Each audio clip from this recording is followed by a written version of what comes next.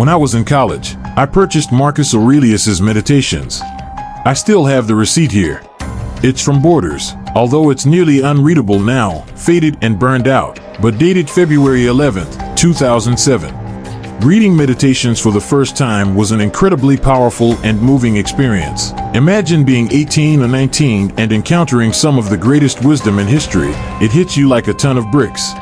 Hey, it's MK Umair. Thank you so much for supporting Stoic Flame. Your support means a lot and helps us immensely when you like, subscribe, and comment on our videos. Follow us on Stoic Flame. We're Stoic Flame on almost every platform. Check out stoicflame.com/store to see how we keep these videos high quality and ad-free. If you want to support us, consider purchasing one of our awesome philosophically inspired products. Thank you for all your support. One passage struck me profoundly. I was so impacted that I tacked it up, printed it out, and put it on the wall next to my bed in college. Marcus Aurelius opens Book 5 with it. At dawn, when you have trouble getting out of bed, tell yourself, I have to go to work as a human being. What do I have to complain of if I am going to do what I was born for? The things I was brought into the world to do? Or is this what I was created for? To huddle under the blankets and stay warm?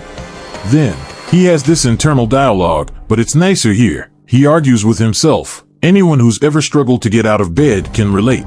You were born to feel nice. He continues. Instead of doing things and experiencing them, you see plants, birds, ants, spiders, and bees going about their tasks, putting the world in order as best they can. And you're not willing to do your job as a human being.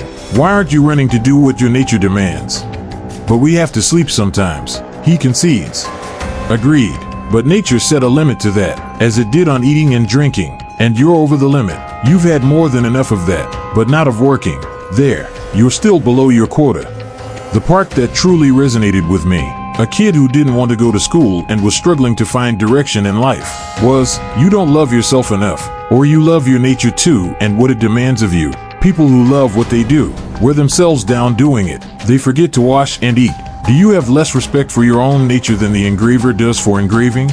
The dancer for the dance, the miser for money, the social climber for status? When they are really possessed by what they do, they'd rather stop eating and sleeping than give up practicing their arts.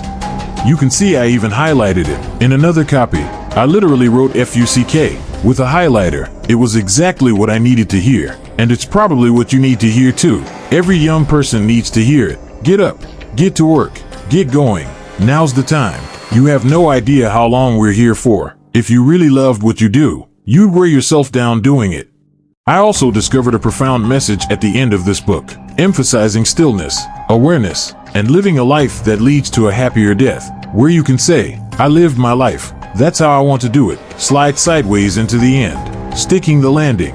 We often avoid thinking about the end of our story. It's unpleasant and seems morbid, so we pretend it doesn't exist. But nearly all philosophical schools actively discuss and meditate on mortality, finding it a hugely insightful practice. I carry a coin in my pocket with Memento Mori inscribed on it. It symbolizes three themes of life: an hourglass for time, a skull for death, and a flower for life. On the back, there's a quote from Marcus Aurelius: you could leave life right now. Let that determine what you do and say and think.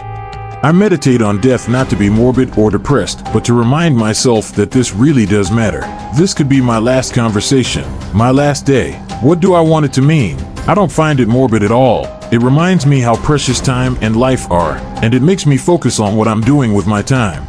Seneca, another Stoic, would say to balance the books of life each day, to end the day feeling like you've lived your life, so that when you wake up, it feels like you're playing with house money, a bonus day. It can be freeing and prioritizing, knowing that this day matters because it's the only day. But also if it's a bonus day, you don't have to stress. Even if you're sitting in traffic, that's just what you're doing today. Nothing's being taken from you. Nothing's stolen. Return to the present and do the best you can in this moment. To me, that's what stillness is.